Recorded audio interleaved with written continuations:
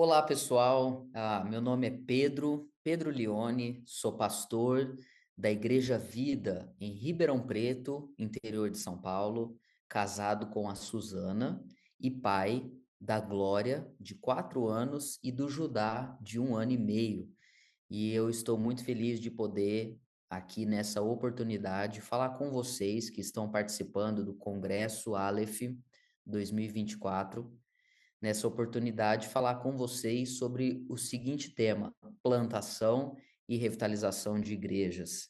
São dois temas amplos, são dois temas que nós poderíamos gastar horas, dias falando sobre eles. Cada um desses dois temas são assuntos que estão juntos, mas também podem ser pensados de forma separada.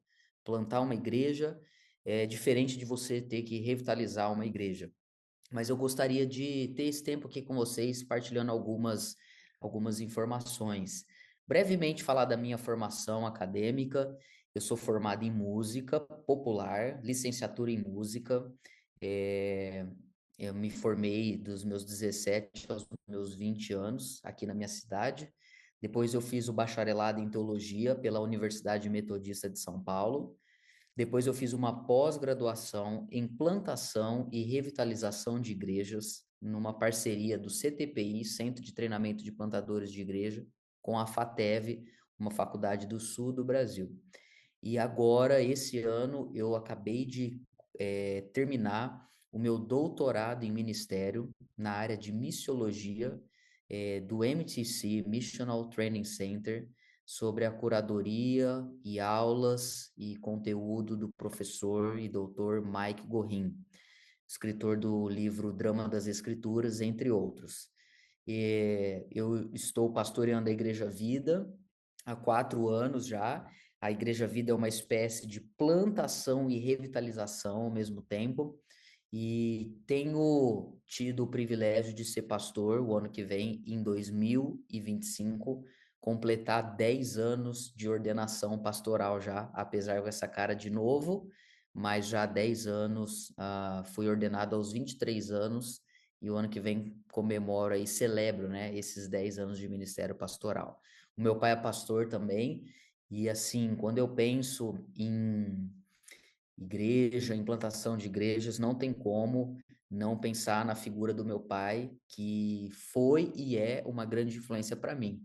Ele plantou uma igreja em 2003, eu fui pastor auxiliar dele por muitos anos, e depois, em 2020, nós plantamos juntos a Igreja Vida, mas aí ele se tornou o meu auxiliar. Então, hoje, o meu próprio pai faz parte da minha equipe pastoral aqui na Igreja Vida, e está junto comigo, e nós fizemos essa mudança. Antes eu era o auxiliar dele, e hoje ele é o meu auxiliar, e nós estamos caminhando juntos aí ah, desde 2010, trabalhando juntos. Então, nós estamos aí 14 anos trabalhando em conjunto. Mas vamos lá, vamos falar um pouquinho de um conteúdo que eu separei aqui, preparei com muito carinho para vocês. Brevemente, não temos muito tempo para falar, né, desse tema grandioso, mas eu quero separar a minha fala em duas partes. Primeiro, falar sobre plantação de igreja, e depois falar sobre revitalização de igrejas.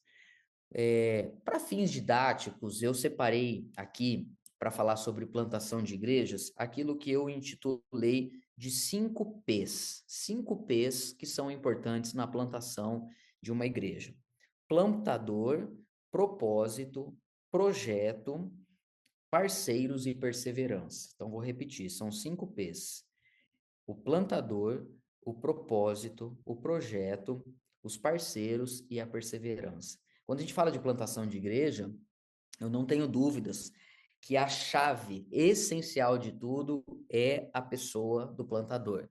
Não adianta você ter dinheiro, não adianta você ter projeto, não adianta você ter demanda, não adianta você ter uma igreja mãe. Se você não tem um bom plantador de igreja, você não vai ter um projeto de plantação bem sucedido. Tudo começa no plantador. E esse plantador, ele precisa ter algumas características que eu diria que são inegociáveis. Algumas tais como, por exemplo, o plantador não pode ser um cara preguiçoso. Tem muitas pessoas que, infelizmente, querem plantar a igreja como se fosse a última opção da vida delas. O cara tentou ser bancário, advogado, empreendedor, fracassou em tudo, então agora ele vai tentar plantar uma igreja. Ele não vai conseguir plantar uma igreja. Eu acho interessante ter um livro chamado Plantador de Igrejas, da Vida Nova, eu não me lembro agora o autor, mas ele diz que um bom pastor, ele é capaz de fazer qualquer outra coisa. Ele poderia tocar uma empresa, ele poderia empreender, ele poderia fazer, inclusive acaba sendo uma tentação na vida de um bom pastor fazer outras coisas e não focar apenas no ministério. Então, primeira coisa que eu diria, o plantador não pode ter preguiça de trabalhar. Nós vivemos num momento hoje onde a gente, na minha visão, tem uma preguiça sistêmica. As pessoas fazem tudo para não fazer nada, elas fazem o máximo para fazer o mínimo hoje em dia. Os jovens, muito deles não querem estudar, não querem trabalhar, não querem fazer nada. Ser pastor ou ser um plantador não pode ser uma coisa que é o que restou para uma pessoa. Não, um plantador, ele tem que ser alguém que dedica horas em muitos empreendimentos e atividades relacionadas à plantação de uma igreja. Uma segunda característica que eu colocaria sobre um plantador, ele precisa ser apaixonado por evangelismo. Paulo diz para Timóteo, né? Cumpra o seu papel de evangelista. Plantador, ele tem que amar não cristãos. Não adianta você querer plantar uma igreja se você só tem amigo crente, se você não gosta de dialogar com não cristãos, se você só faz parte de grupos no WhatsApp de gente da igreja. Não, o plantador, ele tem que ser um cara que ele não tem medo dos diferentes, que ele não tem dificuldade em conversar com não cristãos, que ele não se escandaliza com gente que tem valores diferentes do dele.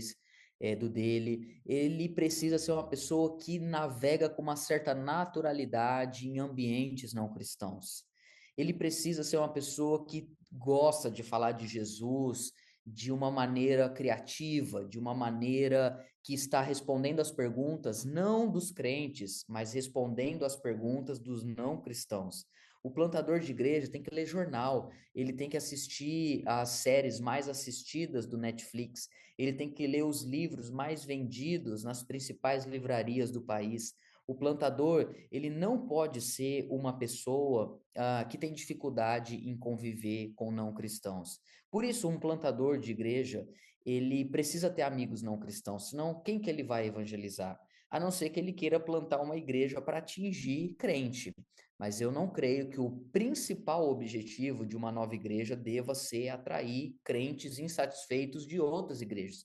Embora a gente sabe que isso pode acontecer, mas ela tem que ter como enfoque ser uma comunidade altamente missional. E você não vai ter uma plantação de uma igreja missional se o plantador não é missional.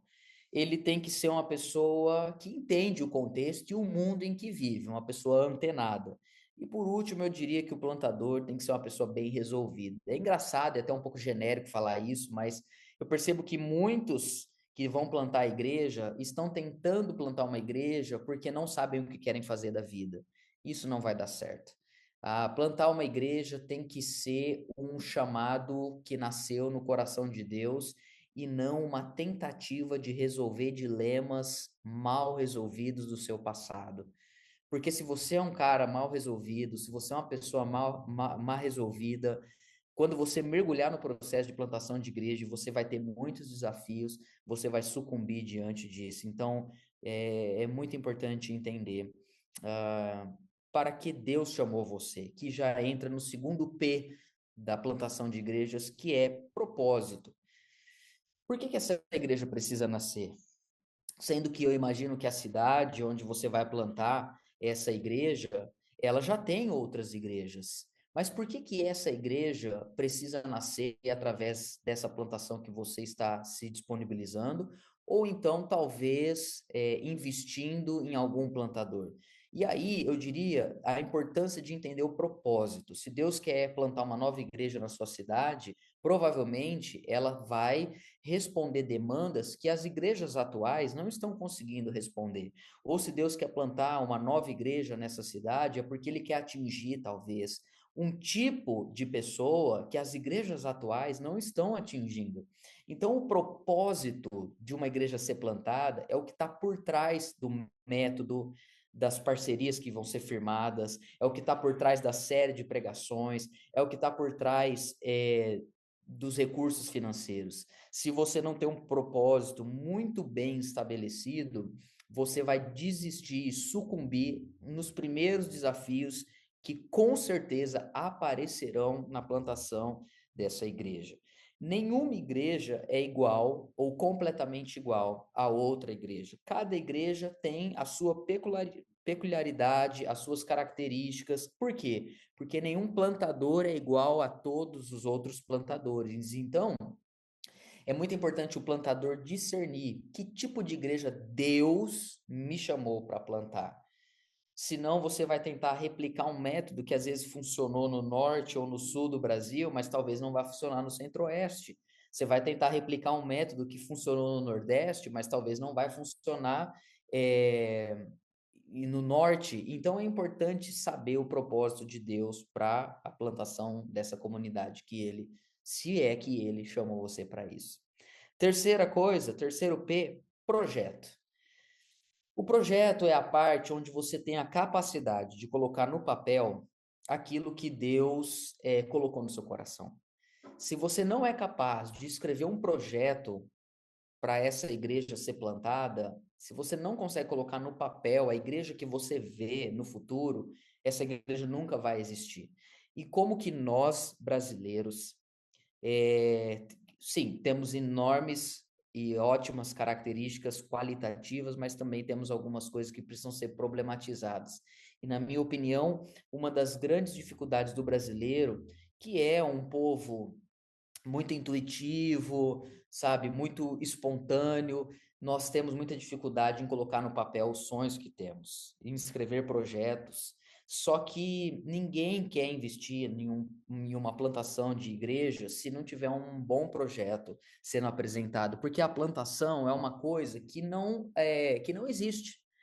É diferente de uma pessoa ir em uma igreja estabelecida e ver a estrutura e ver a qualidade do louvor, a qualidade da pregação. E a pessoa olha ali essa estrutura e ela diz: Eu quero vir aqui, eu quero ficar aqui, porque ela já enxerga isso. Mas uma plantação não, uma plantação a gente tem que enxergar pela fé.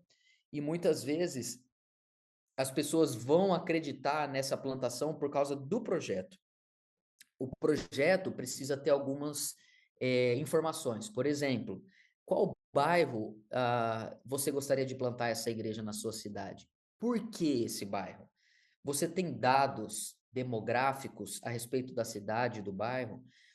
Você pode, por exemplo, dizer: Eu quero plantar uma igreja nesse bairro porque esse bairro é o que tem a menor taxa percentual de cristãos na nossa cidade, ou é um dos bairros com maior taxa de criminalidade, ou é um bairro onde existem poucas igrejas e as igrejas que existem são de teologia duvidosa. Enfim, no projeto que você coloca o bairro e o porquê você quer plantar essa igreja. Quais são os valores? Coloque nesse projeto. Olha, a nossa igreja tem como principais valores ser uma igreja assim, assado, isso aqui, a gente não abre mão, essas são as nossas premissas. Qual é a sua teologia? Coloque no seu projeto a sua orientação teológica. Por mais que isso não seja a coisa mais importante, mas tem pessoas que não vão investir num projeto de plantação de uma igreja se elas não conseguem entender qual é a teologia que essa igreja segue, qual é a tradição que essa igreja se propõe a continuar perpetuando. E também o orçamento. Quanto custa esse seu projeto? Você consegue me dizer com quantos R$ 1.000 por mês seria possível viabilizar o nascimento dessa igreja? Quanto que você gastaria para alugar, de repente, um auditório todos os domingos? Quanto você gastaria para fazer a comunicação dessa igreja? Quanto que você gastaria no seu orçamento para poder comprar material infantil? Quanto que você gastaria para mandar fazer o banner da série de pregação que você quer fazer? Se você não consegue mensurar em termos financeiros quanto custa esse projeto, que pode durar de 1 a 3 anos, você não vai conseguir parceiros que vão investir nesse projeto. Porque ninguém quer colocar dinheiro em uma pessoa que não tem, ou em um projeto que não tem visão.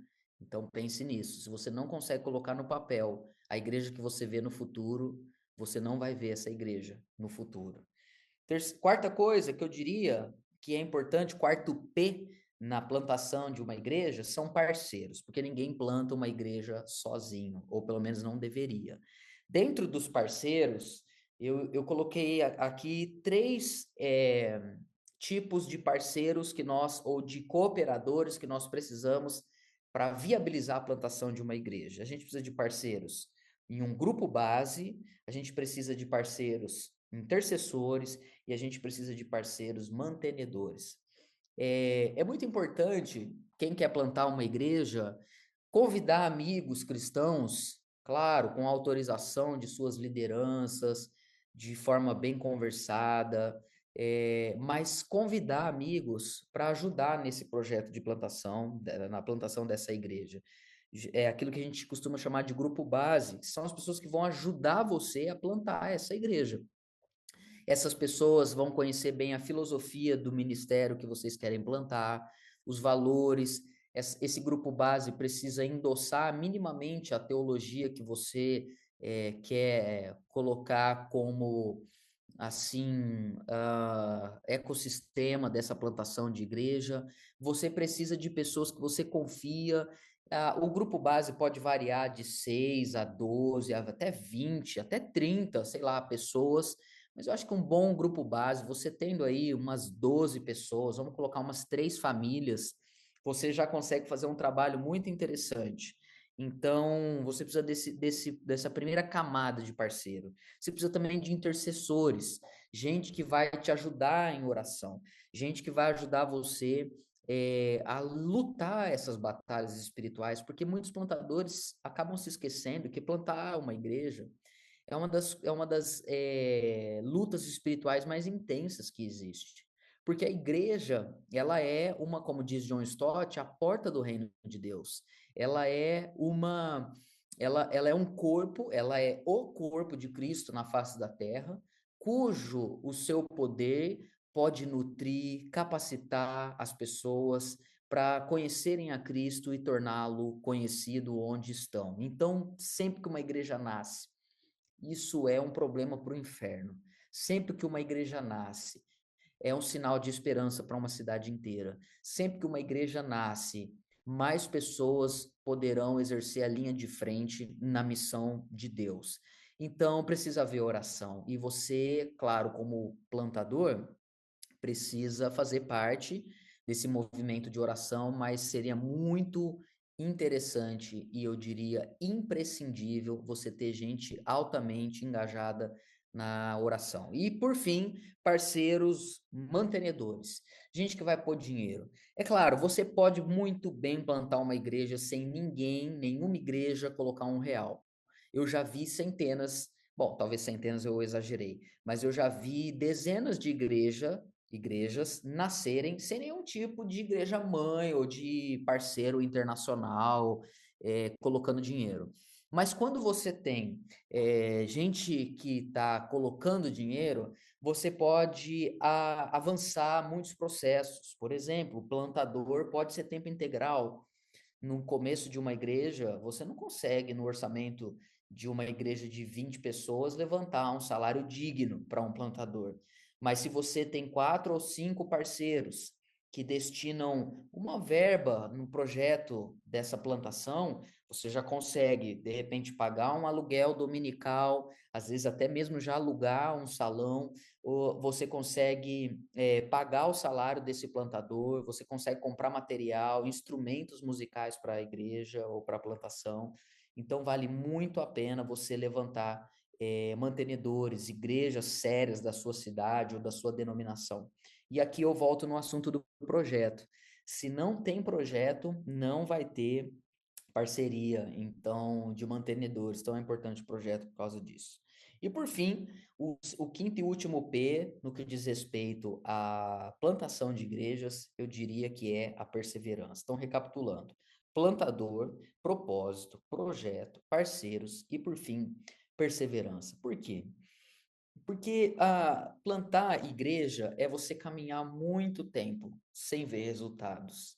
Você evangelizar 30 famílias em 2 meses, dessas 30 famílias, talvez uma aceitar participar do seu culto ou do seu encontro nesse projeto de plantação de igreja. Então você não tem resultado imediato, demora. Uma igreja para atingir de 0 a 100 membros é muito difícil, é um caminho longo. Ah, mas eu conheço uma igreja que foi plantada e em 6 meses eles já estavam reunindo 300 pessoas. Meu irmão, minha irmã, deixa eu te falar uma coisa, isso é uma exceção. Acontece? Isso acontece? Acontece, mas isso é uma exceção. Isso é um Ronaldinho Gaúcho, é um Ronaldo, é um Neymar, não é a verdadeira realidade de um jogador de futebol. A maior parte dos plantadores de igreja penam muito, para falar assim, né? Ralam muito, usando uma expressão da rua, são processos dolorosos, com resultados quase que inexpressíveis. Mas aí entra a perseverança e a convicção de que essa igreja está sendo plantada, não porque foi uma ideia que simplesmente nasceu da cabeça do plantador, mas porque foi algo que Deus desejou. E eu vou te dizer uma coisa que eu aprendi, que pedagogicamente, Deus costuma deixar a gente caminhar um bom tempo sem ter resultados, para que quando a gente começar a ter resultados, a gente não tenha dúvidas que é por causa dele e não de nós. Eu vou repetir isso porque isso é uma grande lição que eu aprendi na minha vida. Deus permite que a gente trabalhe e caminhe muito tempo no ministério sem ter quase nenhum resultado, para que quando a gente começar a ter resultados, a gente não tenha dúvida de que esses resultados só estão acontecendo por causa dele e não de nós. Eu vou contar aqui brevemente uma experiência pessoal e depois nós vamos entrar na segunda e última parte dessa palestra, desse tempo de reflexão. De 2000 deixa eu pensar, de 2016 até 2020, eu fui pastor de jovens e eu pregava todos os sábados. Eu me dedicava na pregação, sempre me dediquei muito, sempre gostei muito de preparar com muito esmero os meus sermões, os meus estudos. Eu me preparava, eu orava, eu jejuava, eu, eu dava o meu melhor para pregar. E eu ia lá pregar. E a gente não conseguia reunir mais do que 45, quando muito bom o culto do sábado, 50 jovens. E foi assim por muitos e muitos anos. E muitos amigos meus, também pastores de jovens, pregando para 200, 300 jovens nos seus cultos de jovens de sábado à noite. E assim, eu me questionava, Deus, por que, Senhor? Eu tenho tentado, eu me preparo, eu oro, eu leio livros, eu busco ter uma boa teologia, mas não vai, parece que não acontece. Por fim, veio a pandemia, e nesse tempo de pandemia foi onde nós plantamos a Igreja Vida, eu, meu pai e alguns outros irmãos, e nós começamos nesse processo ter resultados que nunca tivemos na nossa vida, de começar a pregar e vir muitos visitantes, esses visitantes ficarem, e a igreja começou a crescer, e a igreja começou a frutificar, e Deus enviar muitas pessoas. E eu nunca tive dúvidas de que todo esse crescimento, essa frutificação, era obra soberana de Deus, porque eu estava pregando da mesma forma que eu pregava nos últimos anos, tendo a mesma teologia, a mesma dependência de Deus, mas parece que uma estação mudou. Parece literalmente que Deus abriu as janelas do céu, derramou um novo tempo sobre a nossa vida, sobre o nosso ministério. E hoje, quando eu olho para tudo que Deus está fazendo na nossa comunidade, eu não tenho dúvidas de que é porque Ele quer fazer e que esse resultado, claro, a gente está trabalhando, a gente está se dedicando, mas esse resultado tem muito mais a ver com a graça dele do que com o nosso esforço. Porque quantas pessoas se esforçam muito e não têm o resultado? A semente, ela pode germinar e frutificar 30, 60 ou 100 por uma. Mas se vai ser 30, 60 ou 100, isso tem muito mais a ver com a graça e a soberania de Deus do que com a nossa capacidade ou com a nossa estratégia.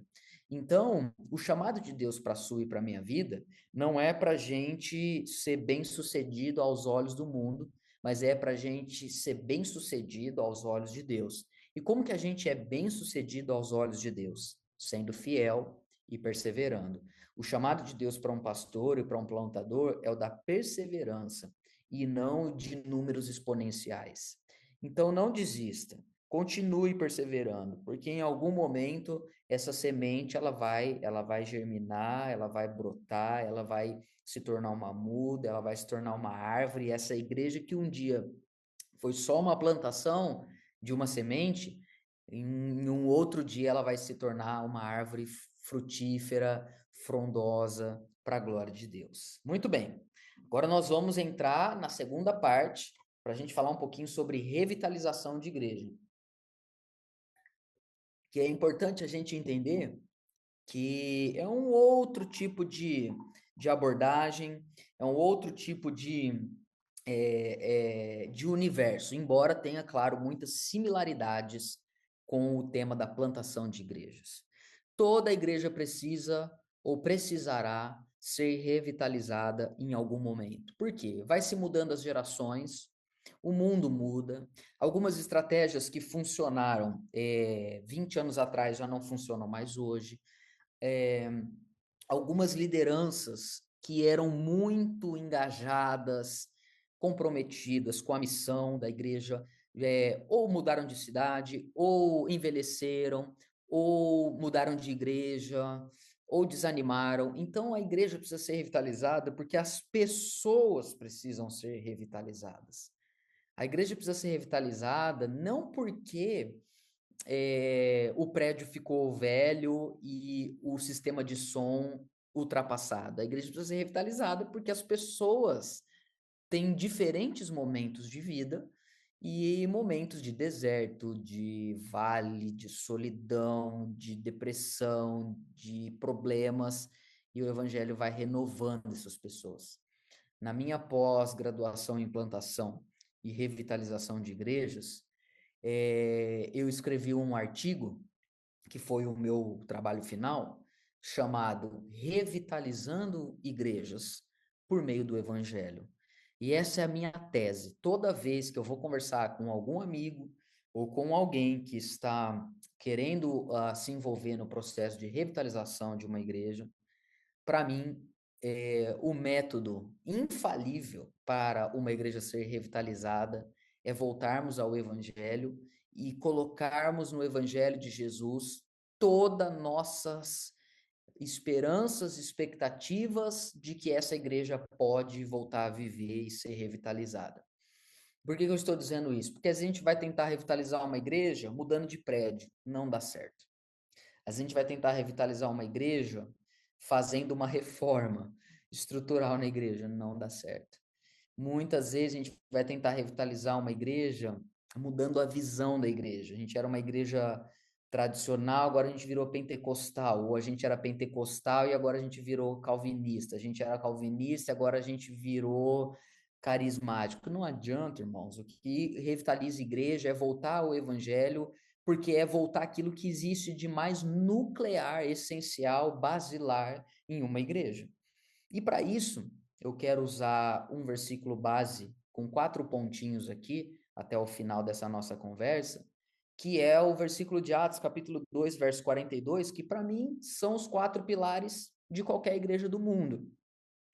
E perseveravam na doutrina dos apóstolos e na comunhão, no partir do pão e nas orações. Atos 2, 42.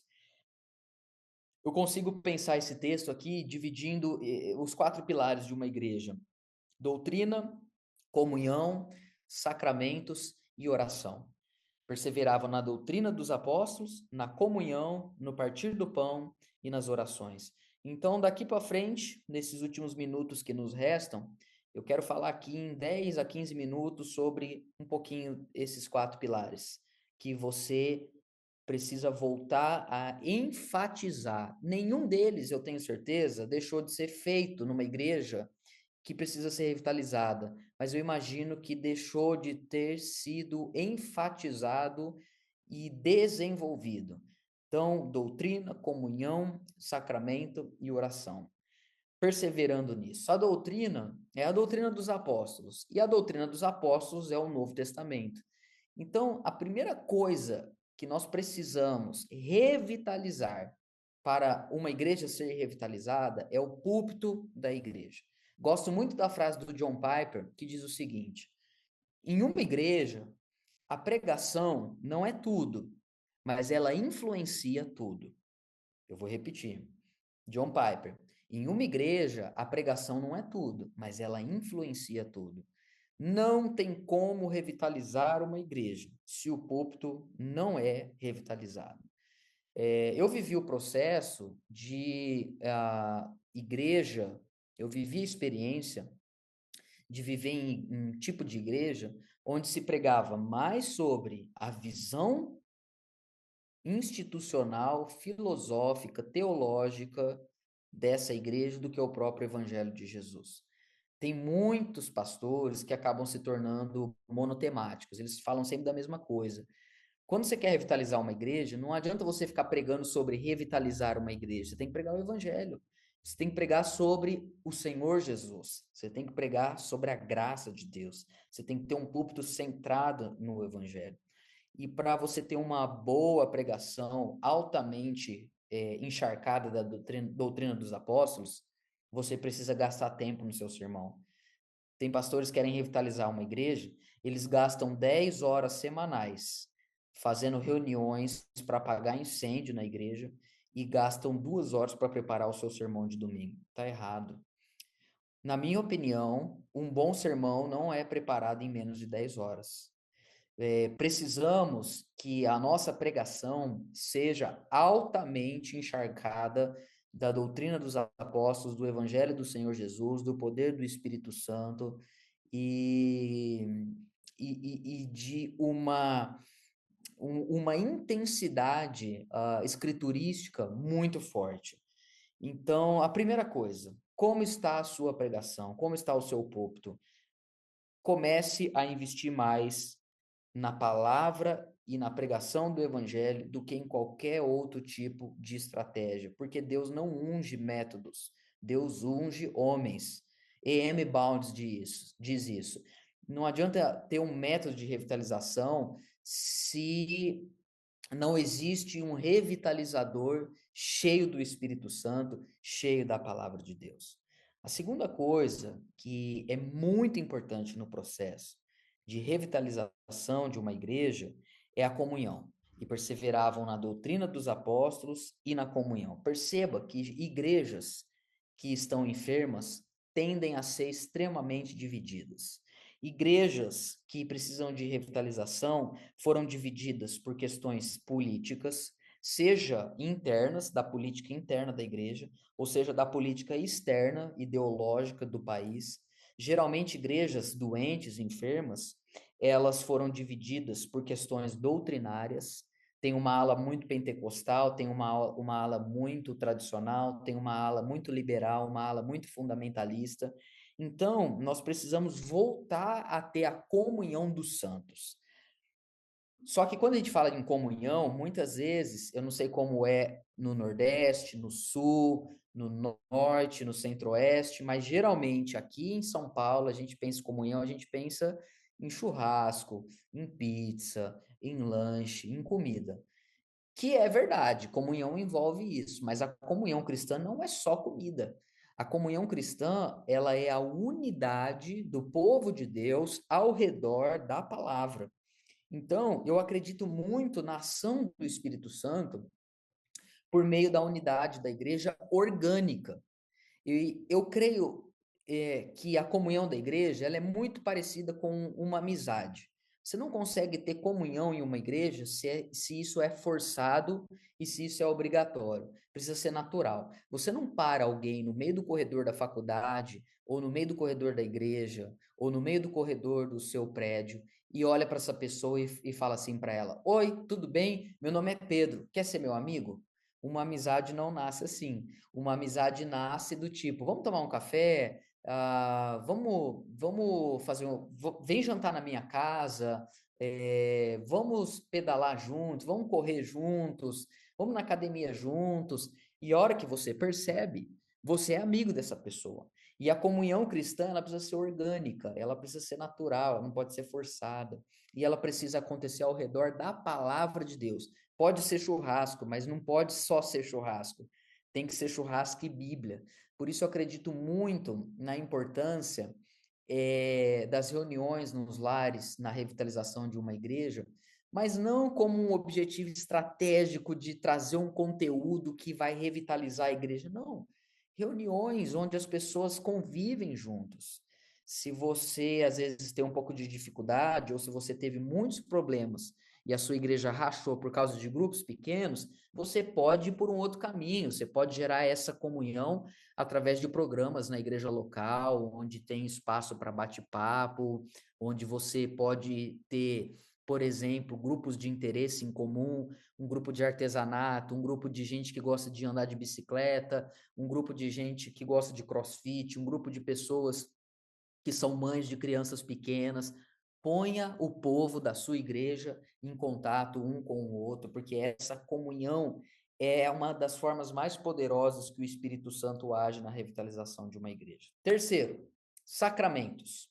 Essa palavra, talvez para alguns, dependendo da sua tradição, não é tão presente, talvez você use o termo ordenanças, tanto faz, isso aqui não é um problema, mas a maior parte dos comentaristas bíblicos entendem que quando Lucas está falando perseveravam na doutrina dos apóstolos, na comunhão, quando Lucas fala partir do pão, ele está pensando na ceia do Senhor.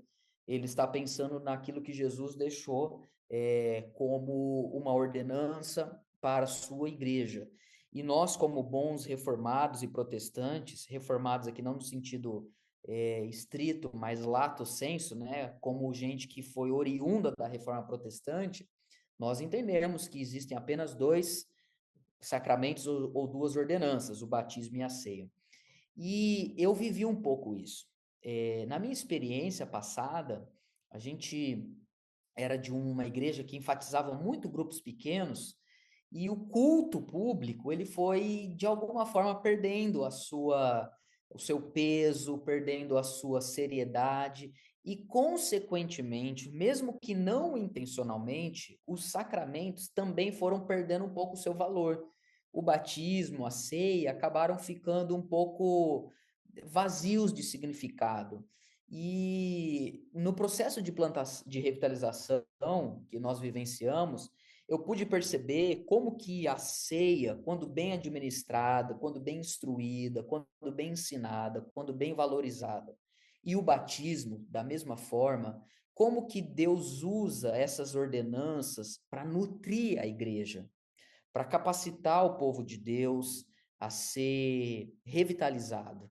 O John Wesley, ele gostava de dizer que ceia e batismo, não só ele, né, outros também, são meios de graça. Isso é, são formas que Deus usa para conferir edificação e revitalização nas nossas vidas.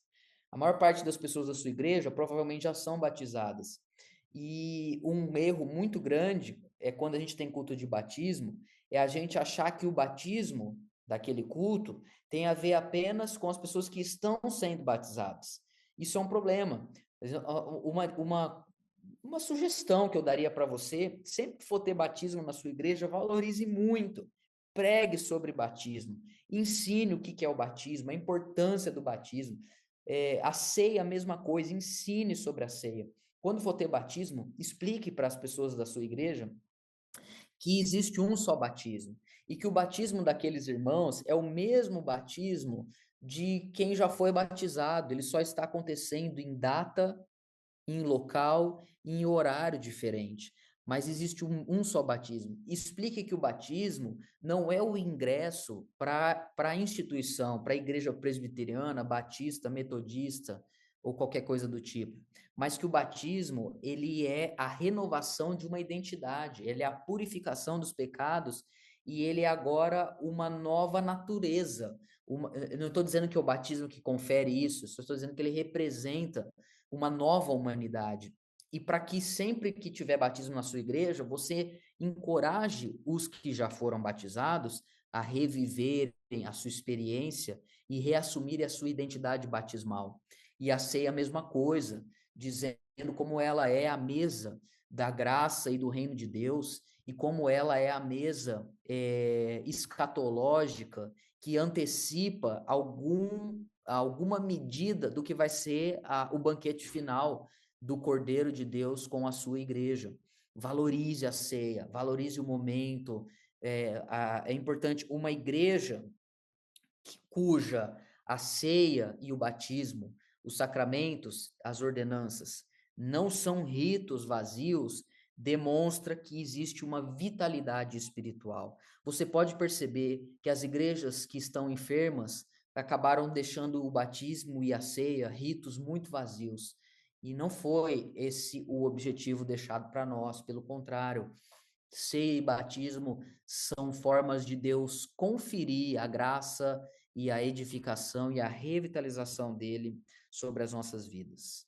Por fim, eu diria a importância da oração no processo de revitalização de uma igreja. Perseveravam na doutrina dos apóstolos e na comunhão, no partir do pão e nas orações.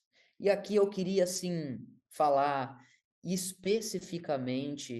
especialmente com aquele que está sendo líder ou o pastor que está revitalizando essa igreja. Eu diria para você, em primeiro lugar, meu irmão, minha irmã, volte urgentemente a fazer da oração a coisa mais importante da sua vida. Nenhuma igreja é revitalizada se a oração não for onde se gasta maior parte do tempo. Olha, às vezes a gente fica tentando resolver conflitos que são espirituais com ferramentas naturais. Às vezes você vai gastar, vamos dizer assim, 10 semanas, tá? Tentando resolver conflitos na sua igreja, que precisa de revitalização. Só que se você gastasse 10 horas, não sequenciais, mas 10 horas, vamos dizer, semanais de oração, você resolveria em uma semana, através da oração, o que você precisaria resolver e talvez nem resolveria em 10 semanas, através da força do seu braço. Não por força, nem por violência, mas pelo meu espírito, diz Zacarias. O que isso significa? Que a oração é o lugar onde a igreja começa a passar por uma revitalização. Com muito carinho, eu quero te dizer isso. Nenhuma igreja é revitalizada sem antes o pastor passar por uma revitalização espiritual. A verdade é que a maior parte, não é sempre, mas a maior parte das igrejas que estão enfermas, que adoeceram, aconteceu isso porque a sua liderança adoeceu e a sua liderança precisou ou precisa de revitalização espiritual. Talvez você precise, meu amigo pastor, você precisa de um sabático. Se você não pode tirar um ano, quase nenhum pastor pode, né? Acho que quase nenhum no mundo pode. Tire um mês, dois, que seja três. Talvez você está 30 anos pastoreando e você nunca tirou 3 meses de um tempo sabático, de 3 meses em algum lugar do mundo, que seja na sua própria cidade ou numa cidade de 100 quilômetros de você, tirar um tempo para você voltar a ouvir a voz do Espírito Santo, sem que seja para entender o que você precisa pregar no próximo domingo, mas para ouvir o que ele tem para dizer antes do que ele tem para dizer para a igreja, o que ele tem a dizer para você. Então, ore mais, volte a ler a Bíblia, volte a ouvir a voz do Espírito Santo, como quem ouve a voz de um amigo diariamente. As demandas pastorais, elas vão sufocando, elas vão adoecendo, elas vão, de alguma forma, invadindo o espaço da agenda de um pastor onde ele deveria orar e ler a Bíblia.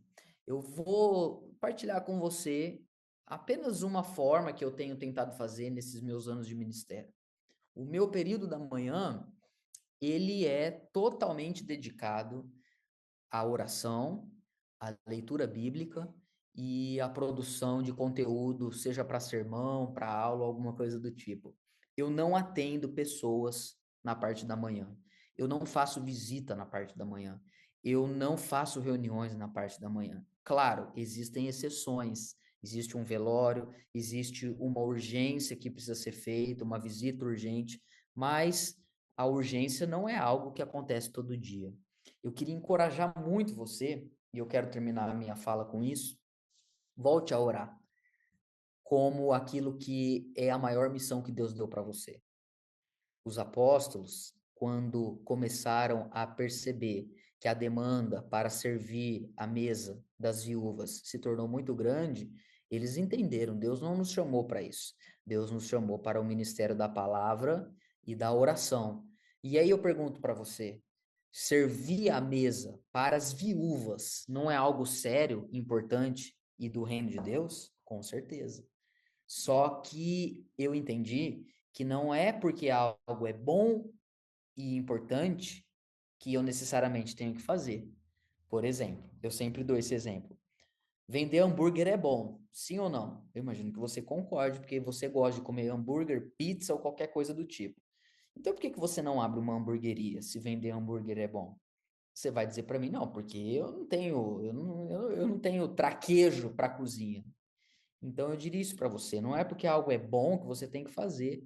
Você, como pastor, não tem que usar a maior parte da sua agenda fazendo visita, indo ao hospital, presidindo reuniões. Você tem que fazer isso, não estou dizendo que você não tem que fazer, mas a prioridade da sua agenda é a palavra e a oração, senão você não tem o que oferecer à igreja. Eu gosto muito de uma fala do Paul Washer em uma série de áudio que eu ouvi dele no Spotify sobre 1º e 2º Timóteo, que ele diz o seguinte: pastor, se você gosta de ter a agenda cheia, você não é pastor, você é diácono. Quem tem agenda cheia é diácono. Pastor precisa ter tempo para estudar as escrituras e orar e ouvir a voz de Deus. Por que eu estou te falando isso? Se você tiver um pastor cheio do Espírito Santo, revitalizado, descansado, com boa saúde, essa igreja vai ser revitalizada. Não tem como ela não ser revitalizada, porque Deus está usando esse pastor que passou pelo processo de revitalização. E a minha oração e desejo para você, meu irmão, é que esse congresso da Missão Aleph seja um meio de revitalização na sua vida, no seu ministério, na sua família, na sua espiritualidade, e que você continue essa longa e maravilhosa e difícil e gloriosa jornada de plantar e revitalizar igrejas para a glória de Deus. Eu tenho certeza que, sendo fiéis a Deus, nós iremos agradar o coração do nosso Pai. Deus abençoe vocês.